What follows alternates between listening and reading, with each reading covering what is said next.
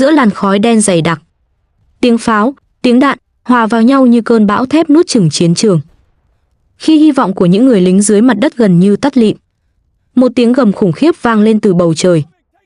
Một bóng thép khổng lồ lao xuống. Tiếng động cơ rít dài. Những vệt lửa xé ngang không trung, trút xuống cơn mưa đạn hủy diệt cả đoàn xe tăng phía trước. Không phải phép màu. Đó là sự xuất hiện của những con quái thú cường kích, những chiến binh sinh ra để xoay chuyển chiến trường. Chúng không chỉ là máy bay, mà là biểu tượng của sức mạnh, của ý chí và của nỗi kinh hoàng bao trùm mặt đất. Hôm nay, Hồ sơ quân giới sẽ cùng bạn khám phá 4 chiến thần bầu trời đáng sợ nhất trong lịch sử nhân loại. Khi thế kỷ 20 bước vào kỷ nguyên của chiến tranh công nghệ, Hoa Kỳ đã tạo ra một cỗ máy chiến đấu đặc biệt. Một chiến binh thép sinh ra không phải để tranh giành bầu trời, mà để bảo vệ những người lính dưới mặt đất. Đó chính là A-10C Thunderbolt 2, hay còn được biết đến với biệt danh lợn lòi. Khác với những tiêm kích hiện đại, A-10 không cần tốc độ hay dáng vẻ hào nhoáng. Sức mạnh của nó nằm ở khả năng tấn công chính xác, hủy diệt mục tiêu mặt đất và trở về an toàn, ngay cả khi bị tổn thương nặng. Mục tiêu duy nhất của nó là yểm trợ tầm gần, bảo vệ bộ binh bằng hỏa lực áp đảo.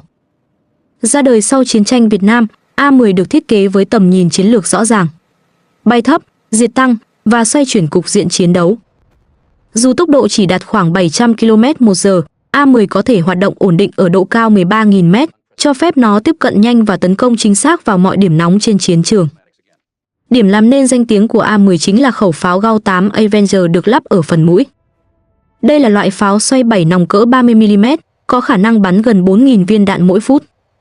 Mỗi viên đạn được thiết kế để xuyên thủng lớp thép dày của xe tăng và công sự kiên cố.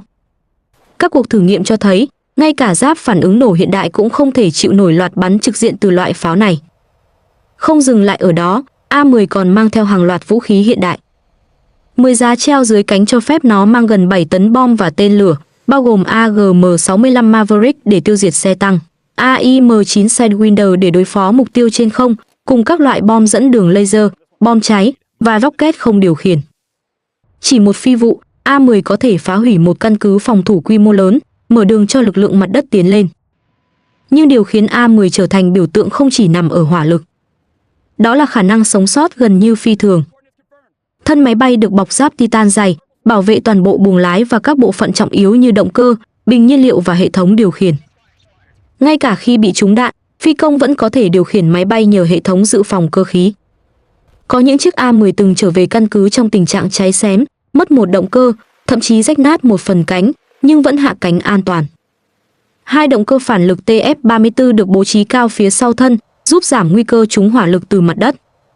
Mỗi động cơ tạo ra hơn 5.000 mã lực, cho phép A-10 mang khối lượng vũ khí lớn và bay trong thời gian dài. Nó có thể cất và hạ cánh trên đường băng ngắn, thậm chí trên các sân bay dã chiến ngay gần tiền tuyến. Điều này giúp máy bay phản ứng nhanh hơn, hỗ trợ kịp thời cho bộ binh trong tình huống khẩn cấp. Buồng lái của A-10 được thiết kế tối ưu cho việc tác chiến tầm thấp. Màn hình hiển thị trên kính H cung cấp liên tục thông tin về tốc độ, độ cao, góc bắn và hướng di chuyển. Phi công có thể theo dõi mọi thông số mà không cần rời mắt khỏi mục tiêu. Kèm theo đó là hệ thống định vị laser, thiết bị ngắm ban đêm và cảm biến dẫn đường giúp A-10 hoạt động hiệu quả trong mọi điều kiện thời tiết, cả ngày lẫn đêm. Trong chiến dịch bão táp sa mạc năm 1991, A-10 lần đầu được tung ra trong chiến đấu quy mô lớn. Kết quả vượt xa mọi mong đợi. Chỉ trong vài tuần, những phi đội lợn lòi đã thực hiện hơn 8.000 phi vụ, tiêu diệt hàng nghìn mục tiêu mặt đất, trong đó có gần 1.000 xe tăng và hàng trăm phương tiện bọc thép. Không quân Mỹ gọi A-10 là chiếc búa của chiến trường, nơi nó đi qua, kẻ địch không còn cơ hội phản kháng. Trải qua hơn 40 năm phục vụ, A-10 vẫn tiếp tục tham chiến ở nhiều mặt trận khác nhau, Afghanistan, Iraq, Syria. Công nghệ chiến tranh có thể đã thay đổi, nhưng chưa có loại máy bay nào thay thế hoàn toàn được nó. A-10 không nhanh như F-16, không tàng hình như F-35, nhưng lại bền bỉ, ổn định và cực kỳ đáng tin cậy. Phi công Mỹ thường nói, nếu bạn đang bị bao vây dưới đất và nghe tiếng A-10 bay đến, đó là âm thanh của hy vọng. A-10 Thunderbolt 2 không chỉ là một phương tiện chiến đấu. Nó là biểu tượng của tinh thần chiến đấu, của sức mạnh bền bỉ, và của lời hứa rằng người lính dưới mặt đất sẽ luôn có đồng đội bảo vệ trên cao. Nếu A-10 của Mỹ là biểu tượng của sức mạnh và sự chính xác, thì đối thủ xứng tầm nhất của nó lại đến từ phía bên kia chiến tuyến. Một cỗ máy sinh ra từ bầu trời nước Nga, được thiết kế để chịu đựng, chiến đấu và sống sót trong những điều kiện khắc nghiệt nhất. Đó chính là Su-25 Frogfoot, hay còn được biết đến với biệt danh xe tăng bay. Vào thập niên 1970, Liên Xô nhận ra họ cần một loại máy bay có thể bay thấp, tấn công chính xác và hỗ trợ hỏa lực cho lực lượng mặt đất.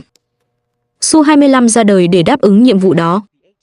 Nó là câu trả lời của Liên Xô dành cho A-10 Thunderbolt II, một cỗ máy không cần hào nhoáng, nhưng phải thật sự đáng tin cậy giữa lửa đạn chiến tranh. Su-25 có thiết kế gọn, khung thân chắc và cực kỳ bền bỉ. Toàn bộ phần buồng lái và động cơ được bảo vệ bằng lớp giáp titan dày, có thể chịu được hỏa lực phòng không cỡ nhỏ và cả đạn pháo tầm thấp.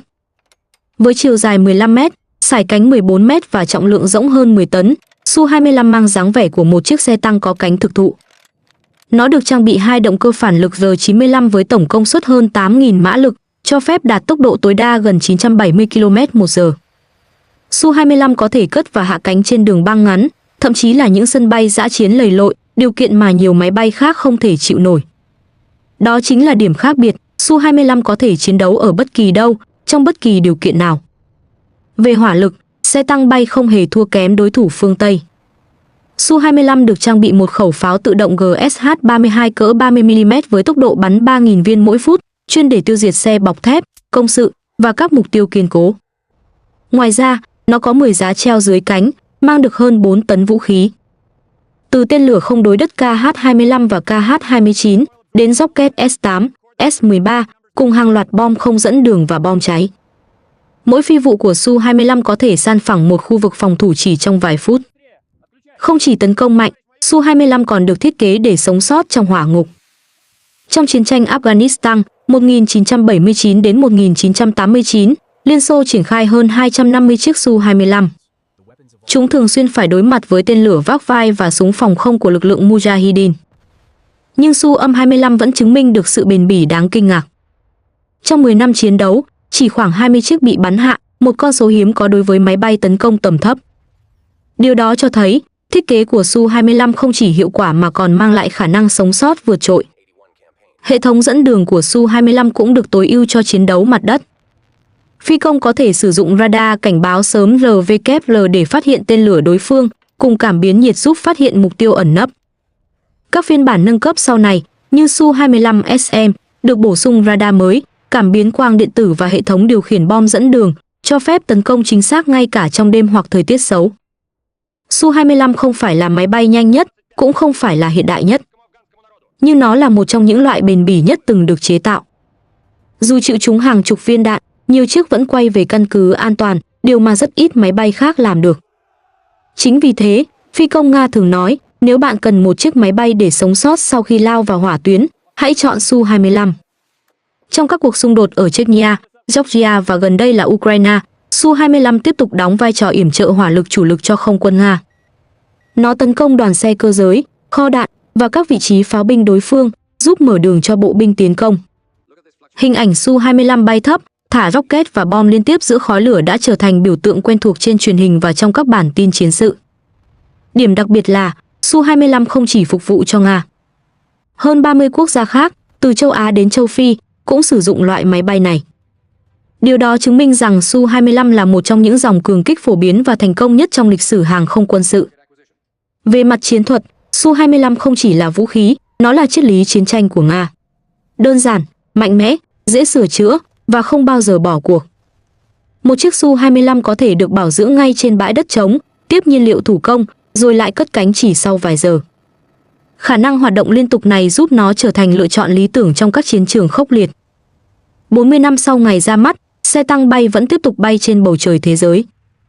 Các phiên bản hiện đại hóa như Su-25 SM3 được trang bị buồng lái kỹ thuật số, radar mới và hệ thống phòng thủ điện tử tiên tiến. Nhưng linh hồn của nó thì vẫn không đổi, bay thấp, đánh nhanh, chịu đòn giỏi và luôn trở về. Su-25 Frogfoot không chỉ là niềm tự hào của không quân Nga, mà còn là minh chứng cho một triết lý quân sự. Sức mạnh không chỉ nằm ở công nghệ, mà nằm ở sự bền bỉ và khả năng sống sót. Trước khi thế giới biết đến những con quái vật hiện đại như A-12 Su-25, bầu trời Thế chiến thứ hai đã chứng kiến hai cỗ máy mang tính biểu tượng. Chúng không chỉ thay đổi cách con người nhìn nhận về không chiến, mà còn khẳng định vai trò sống còn của yểm trợ hỏa lực tầm thấp. Đó chính là In-2 Stokmovic của Liên Xô và Hacker Typhoon của Anh Quốc. In-2 STURMOVIK, bộ bình bay của Liên Xô. Được ra đời vào cuối những năm 1930, In-2 Stokmovic là một trong những dự án chiến lược quan trọng nhất của Liên Xô. Mục tiêu rất rõ ràng, tạo ra một máy bay tấn công mặt đất có thể tiêu diệt xe tăng, đoàn xe quân sự và công sự đối phương, đồng thời đủ bền để sống sót trong hỏa lực dày đặc. Với động cơ công suất hơn 1.600 mã lực, In-2 có thể đạt tốc độ 400 km/h và bay cao đến 5.000 m. Đó không phải là những con số ấn tượng so với tiêm kích cùng thời, nhưng nó được thiết kế để chiến đấu ngay trên đầu quân địch, nơi pháo phòng không dày đặc nhất. Thân của In-2 được bọc thép dày tới 5 mm, bao trọn buồng lái, thùng nhiên liệu và động cơ. Cấu trúc này khiến nó nặng hơn và chậm hơn, nhưng đổi lại là khả năng sống sót đáng kinh ngạc. Phi công có thể trúng đạn, mất cánh hoặc thủng thân, nhưng máy bay vẫn có thể tiếp tục bay về căn cứ. Chính vì vậy, binh sĩ Liên Xô gọi nó bằng cái tên trìu mến, bộ binh bay.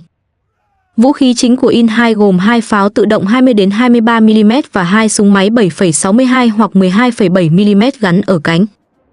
Kèm theo đó là khả năng mang đến 600 kg bom, cùng tên lửa không điều khiển RS-82 và RS-132. Những loại vũ khí này giúp In-2 có thể tấn công mục tiêu từ xa, không cần lao quá gần vào tầm bắn phòng không. Tại các trận đánh lớn như Stalingrad và Kursk, In-2 đóng vai trò quyết định trong việc phá hủy đoàn xe tiếp tế, xe tăng và công sự của Đức Quốc xã. Các phi đội In-2 thường bay thành nhóm, chia nhiệm vụ rõ ràng, máy bay dẫn đầu tấn công mục tiêu không bọc giáp, trong khi máy bay phía sau thả tên lửa và bom vào các vị trí kiên cố. Chiến thuật này đã khiến quân Đức phải đặt cho In-2 biệt danh đáng sợ, gã đồ tể. Trong suốt Thế chiến thứ hai, hơn 36.000 chiếc In-2 đã được sản xuất. Nó trở thành loại máy bay tấn công mặt đất được chế tạo nhiều nhất trong lịch sử. Sức mạnh, sự bền bỉ và vai trò chiến lược của In-2 đã góp phần quan trọng giúp Liên Xô xoay chuyển cục diện chiến tranh. Sau khi chiến tranh kết thúc, Stokmovic được ghi nhận là xương sống của không quân Liên Xô trong suốt thập niên 1940. Hacker Typhoon, chiến thần của bầu trời Anh. Cùng thời điểm đó, ở phía bên kia châu Âu, không quân Hoàng gia Anh cũng phát triển một cỗ máy tấn công mặt đất mới, Hacker Typhoon. Ban đầu, nó được thiết kế để thay thế tiêm kích Hurricane. Nhưng khi đưa vào thực tế, Typhoon lại chứng tỏ mình là vũ khí tấn công mặt đất xuất sắc hơn là tiêm kích không chiến. Hacker Typhoon sở hữu động cơ Rolls-Royce Napier SABRE mạnh mẽ với 18 xi lanh, cho công suất hơn 2.000 mã lực. Máy bay có thể đạt tốc độ gần 700 km/h ở độ cao thấp, một con số cực kỳ ấn tượng vào thời điểm đó. Cánh của Typhoon dày và dài, được thiết kế theo hình elip giúp máy bay ổn định khi bay tốc độ cao và giảm rung lắc khi mang bom nặng. Vũ khí chính của Typhoon là 4 khẩu pháo 20mm gắn ở cánh, có thể tiêu diệt xe cơ giới, tàu vận tải hoặc các công trình kiên cố. Ngoài ra, nó còn có khả năng mang bom 250 và 500 kg, cùng tên lửa RP3, loại vũ khí được đánh giá là sát thương nhất của Anh trong giai đoạn cuối chiến tranh. Mỗi chiếc Typhoon có thể mang 8 quả tên lửa, đủ sức phá hủy cả đoàn xe tăng chỉ trong một lần tấn công. Trong chiến dịch Overlord năm 1944, Hacker Typhoon đóng vai trò then chốt trong việc phá vỡ phòng tuyến Đức tại Normandy. Các phi đội Typhoon liên tục xuất kích, tấn công đoàn xe tiếp vận, trận địa pháo và kho tiếp tế của đối phương. Theo thống kê của không quân Hoàng gia, chỉ trong vài tháng, Typhoon đã phá hủy hơn 200 xe tăng và hàng trăm phương tiện cơ giới khác của quân Đức. Typhoon không chỉ mạnh, mà còn được thiết kế để phi công dễ điều khiển. Buồng lái có tầm nhìn rộng, ghế phi công được bọc thép bảo vệ. Cấu trúc thân lớn và vững chắc giúp nó chịu được rung chấn mạnh khi bổ nhào tấn công. Đây là yếu tố quan trọng giúp Typhoon trở thành lựa chọn số 1 cho các nhiệm vụ tấn công mặt đất tốc độ cao. Nhờ sức mạnh và độ tin cậy, Typhoon trở thành biểu tượng của không quân Hoàng gia trong những năm cuối Thế chiến thứ hai. Nó là minh chứng cho việc một chiếc máy bay có thể vừa nhanh, vừa mạnh, vừa chính xác, điều mà trước đó ít ai nghĩ đến. Cặp đôi huyền thoại trên bầu trời. In-2 Stokmovic và Hacker Typhoon, hai chiếc máy bay thuộc hai chiến tuyến khác nhau nhưng lại có cùng một sứ mệnh. Cả hai đều được sinh ra để hỗ trợ bộ binh, tấn công trực diện và sống sót trong lửa đạn. Một bên tượng trưng cho sức bền và ý chí thép của Liên Xô. Bên kia đại diện cho công nghệ, sự linh hoạt và tinh thần chính xác của người Anh. Dù thời gian đã trôi qua hơn 80 năm, hai cỗ máy này vẫn được nhắc đến như huyền thoại mở đầu cho kỷ nguyên của máy bay cường kích.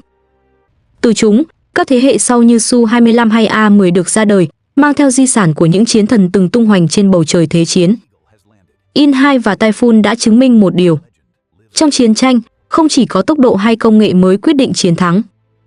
Đôi khi, chính sự dũng cảm và bền bỉ của những chiến binh bay mới là thứ làm nên huyền thoại. Từ những năm tháng khốc liệt của Thế chiến thứ hai cho đến những cuộc xung đột hiện đại, máy bay cường kích luôn là biểu tượng cho một thứ sức mạnh đặc biệt. Sức mạnh của ý chí và sự bảo vệ.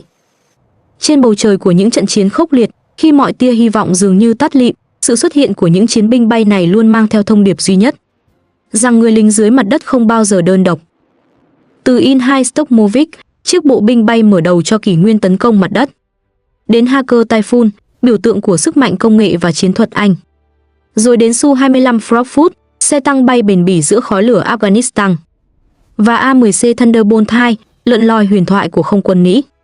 Tất cả đã cùng nhau viết nên câu chuyện về 4 con quái thú đáng sợ nhất lịch sử chiến tranh hiện đại. Mỗi chiếc máy bay không chỉ là một khối kim loại mang vũ khí, mà còn là kết tinh của trí tuệ, lòng can đảm và niềm tin của con người. Chúng tượng trưng cho tinh thần chiến đấu, cho khả năng sinh tồn và cho khát vọng vươn lên giữa hỗn mang của chiến tranh. Dù ngày nay, công nghệ tàng hình, trí tuệ nhân tạo hay vũ khí chính xác cao đang thay đổi bộ mặt chiến tranh, nhưng giá trị của những máy bay cường kích vẫn không hề mất đi. Bởi trong mọi thời đại, luôn cần những chiến binh sẵn sàng bay thấp, đặt mình giữa ranh giới sống chết, chỉ để bảo vệ đồng đội của mình bên dưới. Khi nhìn lại, ta thấy rằng mỗi quái thú bầu trời đều là một minh chứng cho sức sáng tạo và lòng quả cảm. Chúng đã từng mang lại chiến thắng, thay đổi lịch sử. Và quan trọng hơn, chúng khắc sâu trong ký ức nhân loại hình ảnh của lòng kiên cường không khuất phục. Ngày nay, dù A-10 hay Su-25 có thể dần được thay thế bởi những thế hệ mới, nhưng huyền thoại về chúng sẽ không bao giờ phai mờ. Chúng nhắc chúng ta rằng, trong chiến tranh, cũng như trong cuộc sống, sức mạnh thật sự không nằm ở công nghệ, mà nằm ở con người, người dám đứng lên, dám bảo vệ và dám hy sinh. Nếu bạn cũng yêu thích những câu chuyện về vũ khí, chiến thuật và những biểu tượng bất tử của lịch sử quân sự, hãy đăng ký kênh Hồ Sơ Quân Giới ngay hôm nay. Cùng chúng tôi khám phá những huyền thoại tiếp theo, nơi thép, lửa và lòng quả cảm hòa thành một bản anh hùng ca của nhân loại.